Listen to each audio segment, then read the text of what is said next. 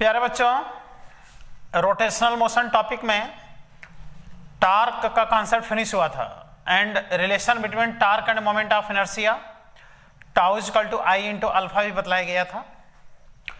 अब देख रहे हो नेक्स्ट कॉन्सेप्ट पढ़ना है एंगुलर मोमेंटम। एंगुलर मोमेंटम का कॉन्सेप्ट टार्क के ही जैसे है, वही फॉर्मूला इसमें भी है, क्योंकि moment of force is known as torque and moment of linear momentum is known as angular momentum. Angular momentum is a vector quantity. जिस डायरेक्शन में टार्क का डायरेक्शन होता है वही बेटा एंगुलर मोमेंटम का भी डायरेक्शन होता है। तो टार्क का डायरेक्शन किधर होता है? along axis of rotation. तो एंगुलर मोमेंटम का भी direction along axis of rotation ही होता है। एंगुलर मोमेंटम को देखो बेटा जे से इंडिकेट करते हैं, ये वेक्टर क्वांटिटी है और एनसीईआरटी में हर जगह एल दिया है, ठीक है। तो एंगुलर मोमेंटम को जे से इंडिकेट करो चाहे कैपिटल एल से इंडिकेट करो, वैसे हम लिख दिया है यहाँ पर जे और एल दोनों से इंडिकेट करते हैं, बट हम जे लेके चलेंगे कि हमेशा इसको जे कहेंगे, ठीक है। एनसीईआरटी में इसको एल दिया है एंगुलर मोमेंटम को।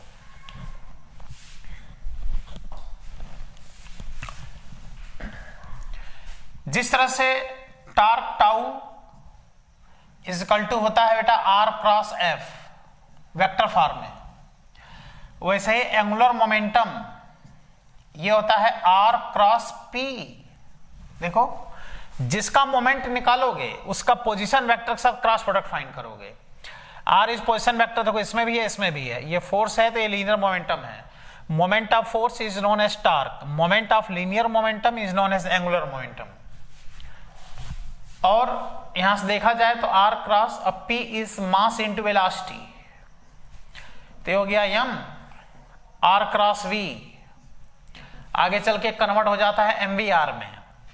फिर जैसे इसका याद करो, हमने बताया था कि जब न्यूमेरिकल वैल्यू देखते हैं तो F into perpendicular distance of line of force from axis of rotation होता है, उसी तरह इसमें भी J is equal to P into perpendicular distance of line of linear momentum from axis of rotation.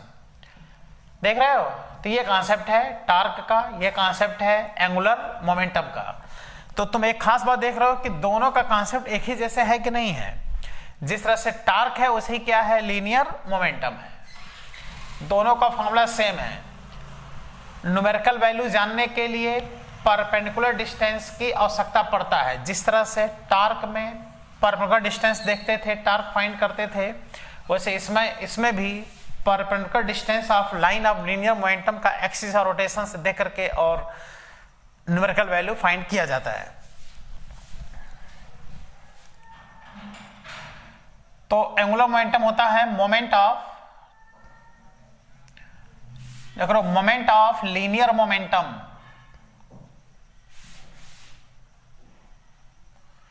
Moment of linear momentum is angular momentum।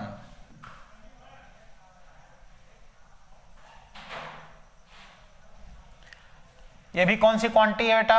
Vector quantity. It is vector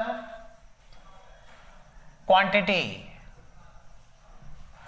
इसका direction किधर होता है? along axis of rotation. जो axis of rotation होगा उसी के along out of plane angular momentum का direction होगा। इट्स डायरेक्शन विल बी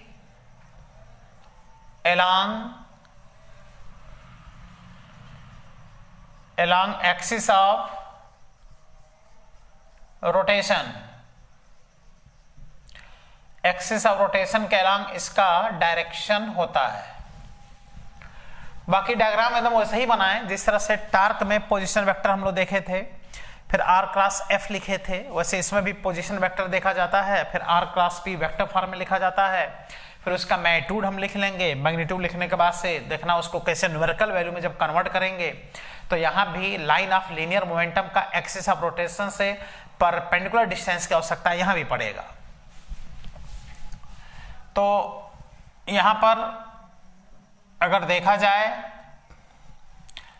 तो यह है एक्सिस ऑफ रोटेशन, ऐसे है एक्सिस ऑफ रोटेशन। ऐसा डायग्राम हमने टार्क में भी बनाया था। यह बेटा एक्सिस ऑफ रोटेशन, और यहां पर एक पार्टिकल है जिसका मास m है, और ये इसकी वेलोसिटी का डायरेक्शन है। वेलोसिटी यानी इसका जो लीनियर मोमेंटम होगा m इंटू वी होगा कि नहीं होगा? भाई लीनियर मोमेंटम तो मास इंटू वेलोसिटी होता है ना, तो mv इसका हो गया लीनियर मोमेंटम, और ये कहलाएगा line of linear momentum. Line of linear momentum. अच्छा, ये जो लाइन है ये लीनियर मोमेंटम का लाइन है, that is p is equal to m into v. या तो वेलोसिटी लिखो या तो मोमेंटम यहां लिख दो, p is equal to m into v. चलो यहां p लिख लो, लीनियर मोमेंटम लिख लो, और p का वैल्यू m इंटू वी होगा। तुमने क्या बताया था कि जिस तरह से टार्क देखने के लिए मोमेंट ऑफ फोर्स देखा जाता है तो पोजीशन वेक्टर देखा जाता है, उसी तरह से यहाँ मोमेंट ऑफ लीनियर मोमेंटम होता है। तो यहां से हम लोग देखेंगे इसका पोजीशन वेक्टर, ये हो जाएगा r पोजीशन वेक्टर। और फिर हमने बताया था कि इनके बीच जो एंगल होता है बेटा, ये एंगल नहीं ना होगा, क्योंकि ये कन्वर्जिंग है, ये क्या है? डाइवर्जिंग है। दो वेक्टर के बीच एंगल देखा जाता है या तो डाइवर्जिंग या तो कन्वर्जिंग। ये जाके यहाँ मिल रहा है और ये उधर जा रहा है, यानी ये एंगल इसके बीच नहीं होगा, एकदम टार्क वाली कहानी। तो इस लीनियर ये पोजीशन वेक्टर वाले लाइन को ऐसे हम आगे बढ़ा लेंगे, तो ये एंगल हो गया दोनों के बीच का, तो ये एंगल थीटा होगा, तो ये भी थीटा होगा। ठीक, उसके बाद से यहां से एक परपेंडिकुलर ड्रा करेंगे, परपेंडिकुलर। ये एंगल होगा कितने डिग्री? 90 डिग्री। ये बाद में हो सकता पड़ेगा। और यह है line of linear momentum. Line of linear momentum हो गया। तो हमको चाहिए बेटा एंगुलर मोमेंटम। एंगुलर मोमेंटम का vector form, angular momentum is equal to moment of linear momentum। देख रहे हो? एंगुलर मोमेंटम J, और जिसका मोमेंट फाइंड करना होता है, जैसे याद करो फोर्स का मोमेंट फाइंड किए थे तो r क्रॉस f लिखे थे, तो यहां लीनियर मोमेंटम का हम लोगों को मोमेंट फाइंड करना है, तो यहां क्या लिखेंगे? r cross p cross r कभी नहीं, याद रखना, p क्रॉस r कभी नहीं होता है, हमेशा r क्रॉस p होता है। ये हो गया वेक्टर फॉर्म, एंगुलर मोमेंटम का वेक्टर फॉर्म कहलाता है ये। Always r cross p cross r कभी नहीं, j is equal to r cross p, it is vector form. ठीक, तो वही है, देखो ये पोजीशन वेक्टर है r क्रॉस p, तो एंगुलर मोमेंटम का डायरेक्शन जो होता है वो एक्सिस के अलॉन्ग होता है, या तो आउटवर्ड या तो इनवर्ड, डिपेंड करेगा कि एंटी क्लॉक सिस्टम रोटेट कर रहा है कि क्लॉकवाइज रोटेट कर रहा है। एंटी क्लॉक रोटेट करेगा तो पॉजिटिव होगा, और क्लॉकवाइज रोटेट करेगा तो नेगेटिव होगा। ये कौन सा फॉर्म है? Vector form.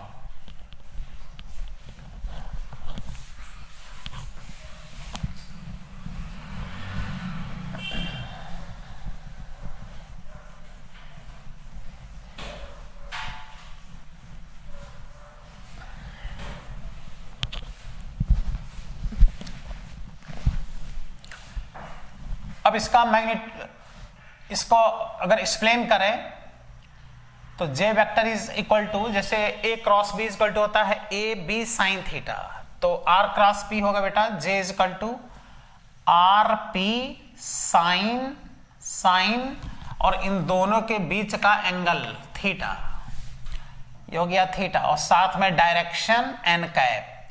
n cap is unit vector along the direction of angular momentum, इसका डायरेक्शन होगा किधर? एक्सिस के अलोंग।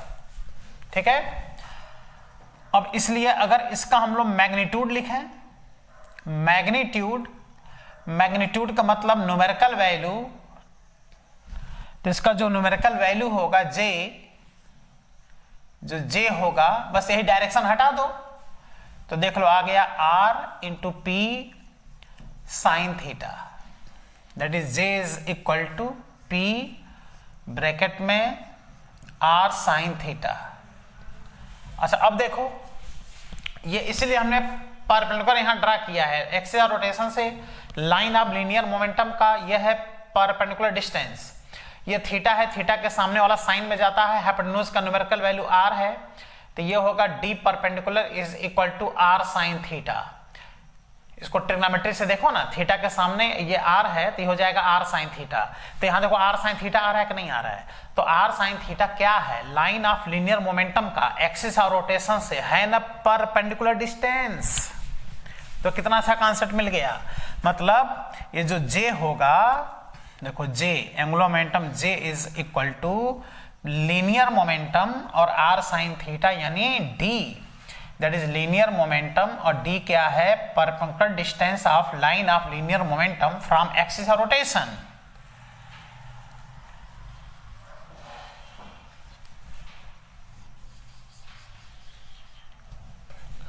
आया समझ में?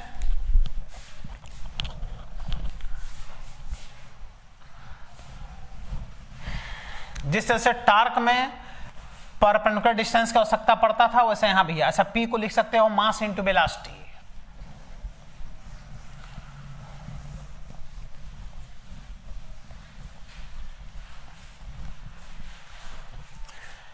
तो हम लोग कह सकते हैं J is equal to linear momentum into perpendicular distance of line of force from axis of rotation, और P को लिख सकते हैं mass into velocity into perpendicular distance, तो यह है एंगुलर मोमेंटम। ठीक, इसके बाद इसमें भी आता है relation between angular momentum and torque और एंगुलर मोमेंटम में relation between angular momentum and moment of inertia, ये दो बहुत इंपॉर्टेंट रिलेशन इसमें भी आता है। जे इक्वल जैसे था ना tau equal to I alpha, उसे होता है j equal to I omega, इसी पे बेस्ड होता है law of conservation of angular momentum. आगे चल करके अगला इसमें जो पॉइंट्स हम लोग पढ़ेंगे, law of conservation of angular momentum पढ़ेंगे, जो बहुत इंपॉर्टेंट होता है। एंगुलर मोमेंटम कंजर्वेशन से डायरेक्ट क्वेश्चन आते हैं एग्जाम में।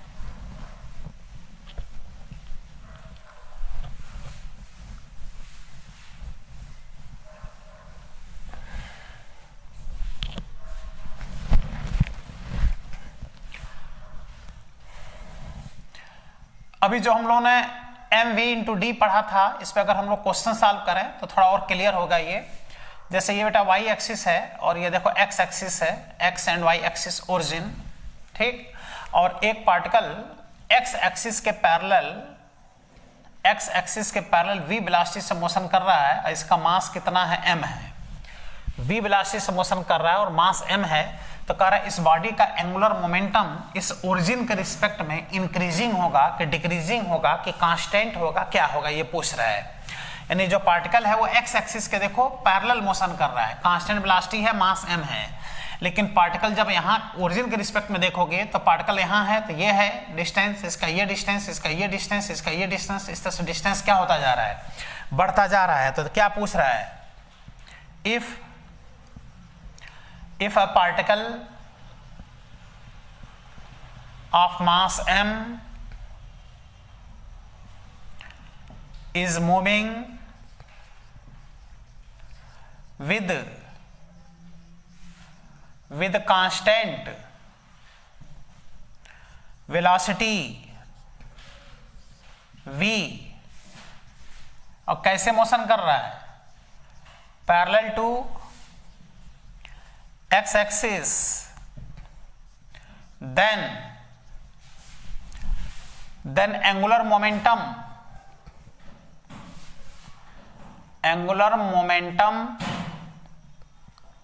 of body, that is particle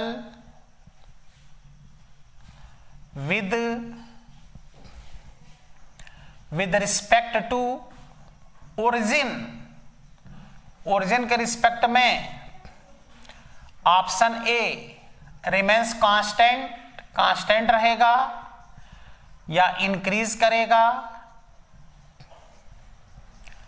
या डिक्रीज करेगा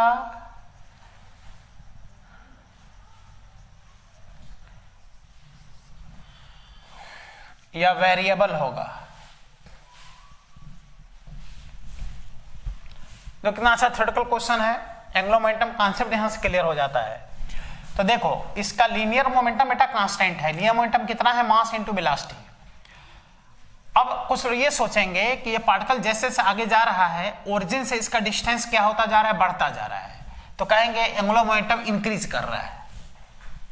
लेकिन बेटा एंगुलर मोमेंटम हम लोग देखेंगे तो एंगुलर मोमेंटम जब हम लोग बॉडी यहां पर होगा चाहे यहां कहीं भी होगा, तो एंगुलर मोमेंटम जब देखा जाता है, एंगुलर मोमेंटम का न्यूमेरिकल वैल्यू, तो ऐसे में लाइन ऑफ लीनियर मोमेंटम का जिस पॉइंट से पूछ रहा है वहां से कौन सा डिस्टेंस देखा जाता है? Perpendicular distance.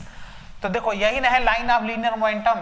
अब पार्टिकल यहां रहेगा तभी भी देखो परपेंडिकुलर डिस्टेंस ये है, पार्टिकल यहां आ गया तभी भी ये डिस्टेंस यही है। यानी ये जो है लाइन ऑफ लीनियर मोमेंटम का इस पॉइंट के रिस्पेक्ट में ये डिस्टेंस जो है d, ये कांस्टेंट टर्म है। पार्टिकल यहां भी रहेगा तभी भी लाइन ऑफ लीनियर मोमेंटम का यहां से परपेंडिकुलर डिस्टेंस d ही है। पार्टिकल जहां है वहां नहीं देखना है, लाइन ऑफ लीनियर मोमेंटम का एक्सिस ऑफ रोटेशन से जिसके अबाउट पूछ रहा है वहां से परपेंडिकुलर डिस्टेंस देखा जाता है। तो चूंकि ये d कांस्टेंट है, m भी कांस्टेंट है, इसलिए बेटा इसका एंगुलर मोमेंटम क्या आएगा? कांस्टेंट आएगा। और असाइनमेंट में देखना एनसीईआरटी का जो फर्स्ट नंबर क्वेश्चन है यही दिया है, angular momentum J is equal to P into perpendicular distance of line of linear momentum from axis of rotation, that is J is equal to P को कहेंगे मास into velocity, mass constant, V constant, और perpendicular distance क्या है? यहाँ देखो d है, तो m into V into d, इसका ये एंगुलर मोमेंटम आएगा। और ये d भी कांस्टेंट, V भी कांस्टेंट, m भी कांस्टेंट, इसलिए क्या बना रहेगा? कांस्टेंट। तो कितना होगा? तो ये आंसर होगा। और वेरिएबल होगा कि क्या होगा? तो ये कांस्टेंट आंसर होगा। ये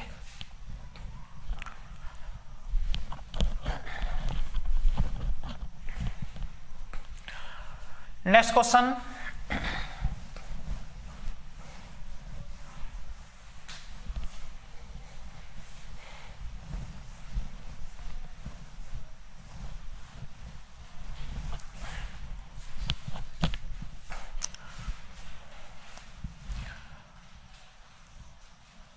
एक्स एक्सिस, वाई एक्सिस, और पार्टिकल देखो अब ऐसे मोशन कर रहा है, ऐसे मोशन कर रहा है पार्टिकल, देख रहे हो? इसका मास m है, v वेलोसिटी है, ये ओरिजिन है, ठीक। तो कह रहा है एंगुलर मोमेंटम, और यहां से इसको मिला दें, इसको कह दें L, angular momentum of particle with respect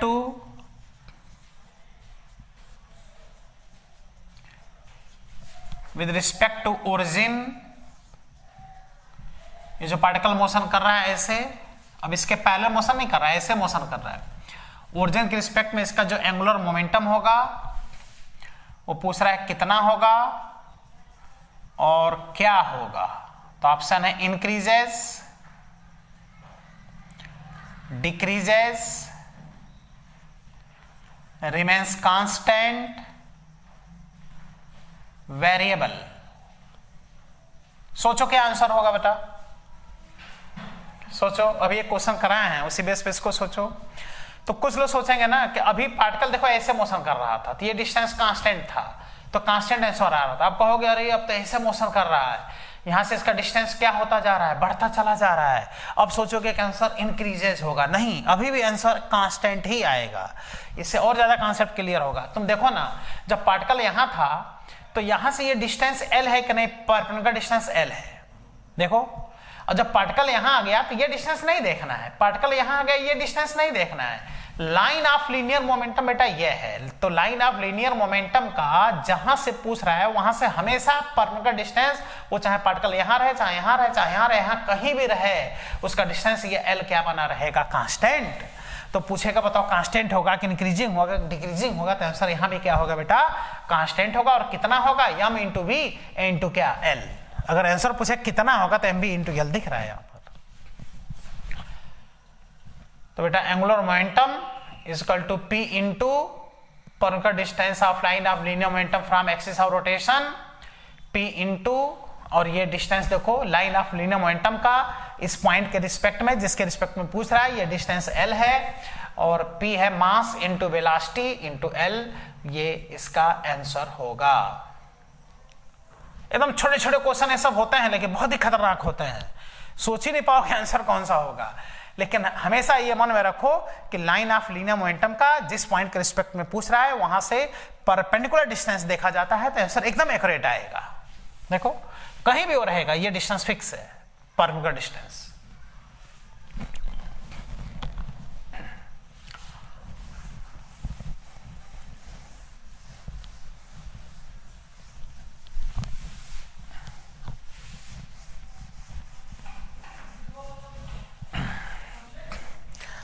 next question इसमें अगर देखें तो थोड़ा और ज्यादा कॉन्सेप्चुअल क्वेश्चन है। ये हो गया एक्स एक्सिस, वाई एक्सिस, और एक पार्टिकल इसमें मोशन कर रहा है इस तरह से। ये पार्टिकल ऐसे मास m है, v इसकी वेलोसिटी है, इस पे मोशन कर रहा है, और ये जो पॉइंट है यहाँ पे एक p पॉइंट है, ठीक है, p पॉइंट, और कह रहा है इसका एंगुलर मोमेंटम इसके रिस्पेक्ट में नहीं, इस p पॉइंट के रिस्पेक्ट में बताओ।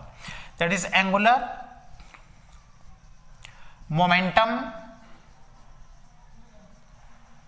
मोमेंटम ऑफ पार्टिकल जिसका मास m है, v वेलोसिटी से मोशन कर रहा है, about point P will be, origin के रिस्पेक्ट में नहीं, P पॉइंट के रिस्पेक्ट में आप बताना है बेटा, P पॉइंट के रिस्पेक्ट में। और ऑप्शन है increases, decreases, कांस्टेंट, और एक ऑप्शन है जीरो। सोचो बेटा आंसर क्या होगा, सोच लो, पहले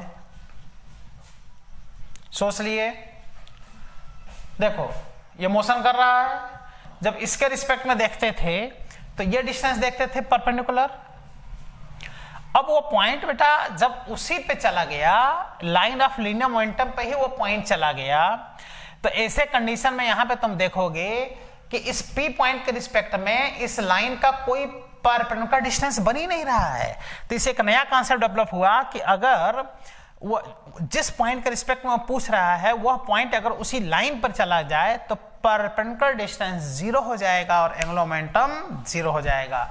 इसलिए बेटा एंगुलर मोमेंटम का क्वेश्चन कभी तुम्हारे सामने आवे तो ये ध्यान देना कि किस पॉइंट के रिस्पेक्ट में पूछ रहा है, वो पॉइंट एकदम क्लियर रहना चाहिए। तो इसका एंगुलर मोमेंटम होगा J equal to P into d, P is m into v, और यहां से कोई डिस्टेंस ही इसका नहीं बन रहा है क्योंकि ये तो पॉइंट उसी पर है, उसी लाइन पर है, तो परपेंडिकुलर डिस्टेंस जीरो हो जाएगा। इसलिए बेटा यहाँ का एंगुलर मोमेंटम जीरो आ जाएगा। थोड़ा थोड़ा आंसर में देखो चेंजिंग है, नुक्ता का हेर फेर है सारे क्वेश्चंस में, ये जीरो आंसर आएगा इसका।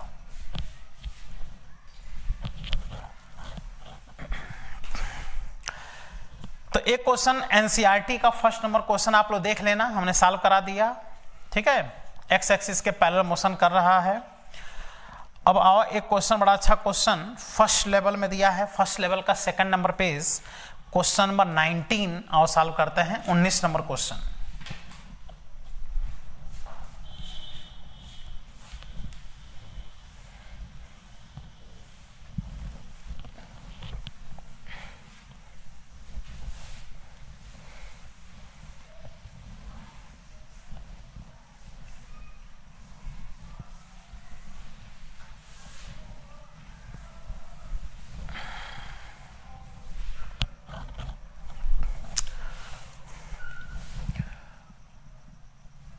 फर्स्ट लेवल का question number 19। A particle of mass m is equal to 5, mass 5 दिया है, मतलब किलोग्राम और ग्राम में सब नहीं लिखा है, बस ऐसे लिख दिया 5 unit, is moving in uniform speed 3√2 in the XOY plane along the line y is equal to x plus 4। देखो इस लाइन के along मोशन कर रहा है, along the line y is equal to x plus 4, तो ये y बराबर mx plus c का तर्ज है, मतलब वह पार्टिकल x एक्सिस के पैरेलल मोशन कर रहा है, सॉरी स्ट्रेट लाइन के अकॉर्डिंग मोशन कर रहा है। देखो y बराबर mx plus c का तर्ज है, y बराबर mx plus c straight line होता है और straight line passing above origin, तो ये y बराबर mx plus c का तर्ज है, मतलब ये जो पार्टिकल है ये अगर x एक्सिस है y एक्सिस है और O पॉइंट है, तो कह रहा है कि XOY प्लेन में मोशन कर रहा है, और इसका इक्वेशन सबको पता है कि ये ओरिजिन से नहीं, ये ऐसे जाएगा, ऐसे लाइन जाएगा, ये देख रहे हो। तो कह रहा है कि इसका एंगुलर मोमेंटम बताओ, the magnitude of angular momentum of the particle about the origin, इस ओरिजिन के रिस्पेक्ट में एंगुलर मोमेंटम बताना है, और ये पार्टिकल ऐसे मोशन कर रहा है, इसमें डायग्राम नहीं बनाया है। अच्छा कैसे पता कि इस पे मोशन कर रहा है, क्योंकि ये इक्वेशन दिया है, और ये इक्वेशन सबको पता है कि बेटा स्ट्रेट लाइन होता है, y बराबर mx plus c, ये क्या होता है, स्ट्रेट लाइन होता है।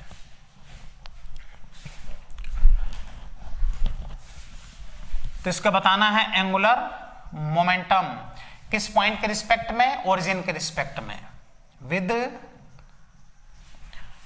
With respect to origin. तो इसमें फर्स्ट ऑप्शन दिया है, देख लो 60 यूनिट, मतलब यहां किलोग्राम मीटर पर सेकंड ये कुछ नहीं लिखे हैं, बस ऐसे यूनिट मतलब दे दी हैं, ऐसे 60 यूनिट, 40√2 यूनिट, फिर दिया है 0, फिर दिया है 7.5 यूनिट। तो अब बताओ इस पॉइंट के रिस्पेक्ट में बताना है, तो ये इसका मास है, इसकी वेलोसिटी है, इसे मोशन कर रहा है, ये हो गया लाइन ऑफ लीनियर मोमेंटम। इस पॉइंट के रिस्पेक्ट में बताना है, तो यहां से तुमको एक परपेंडिकुलर ड्रा करना होगा, क्योंकि तुमको परपेंडिकुलर डिस्टेंस ही तो देखना है। तो यहां से हमने एक परपेंडिकुलर ड्रा कर दिया, और ये हो गया कितने डिग्री, 90 डिग्री। इसी को हम लोग कह देंगे d, और d अगर फाइंड कर ले तो क्वेश्चन सॉल्व हो जाए, m into v into d, ये हो जाएगा angular momentum with respect to origin, m into v into d, अरे वही p इंटू डी, देखो p इंटू डी, तो p का वैल्यू हो गया m into v into d, m है कितना 5, v कितना है 3√2, बस ये d फाइंड कर ले ये वाला। इसके लिए देखो अगर इसका y equal to x plus 4 का तुम कंपेरिजन करो y equal to mx plus c से, तो c का वैल्यू देखो 4 दिख रहा है, c मतलब इंटरसेप्ट, c का मतलब ये इंटरसेप्ट, ये वैल्यू y एक्सिस पर जो इंटरसेप्ट c है ये वैल्यू बेटा 4 है, देख रहे हो।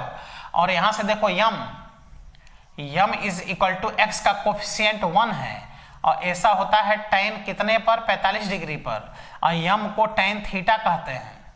स्लोप इक्वल टू tan 45, तो थीटा कितना आ गया 45 डिग्री, ये थीटा आ गया, यानी ये क्लियर हो गया कि ये कितने डिग्री है बेटा 45 डिग्री। तो जब 45 डिग्री आ गया ये, तो और ये पूरा 90 है, तो ये भी तो 45 हुआ, ये एंगल भी कितना हुआ 45। तो अब हम लोग क्या करेंगे, ये डी फाइंड करने के लिए इस ट्रायंगल में हम sin 45 का हेल्प ले लेंगे। तो देखो sin 45 degree is equal to sin 45 degree is equal to perpendicular upon hypotenuse, that is d upon 4, तो d इज इक्वल टू आ गया 4 sin 45, तो यहां से आ गया d is equal to 4 sin 45 का वैल्यू 1 अपॉन √2, तो ये आ गया बेटा 2√2, और जब d का वैल्यू आ गया 2√2, तो यहां रख दो 2√2, अब आ गया देखो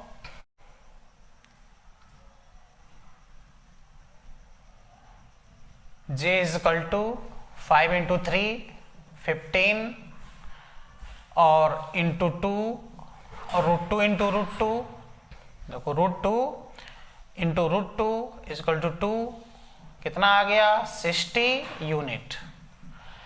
तो एंगुलर मोमेंटम आ गया 60 यूनिट ओरिजिन के रिस्पेक्ट में। ये देखो आंसर दिया है 60। तो ये लाइन चूंकि दे दिया था, इक्वेशन ये इंडिकेट कर रहा है कि स्ट्रेट लाइन के अलोंग मोशन कर रहा है, स्ट्रेट लाइन y बराबर mx प्लस c होगा। यहां से हम लोगों ने इसको फाइंड कर लिया, एंगल फाइंड कर लिया, जिससे ये परपेंडिकुलर डिस्टेंस निकाल लिया और उसको फाइंड करके m into v into d से यानी p इंटू डी में m इंटू वी डी से सबका मल्टीप्लाई कर दिया, आंसर आ गया। ठीक बेटा,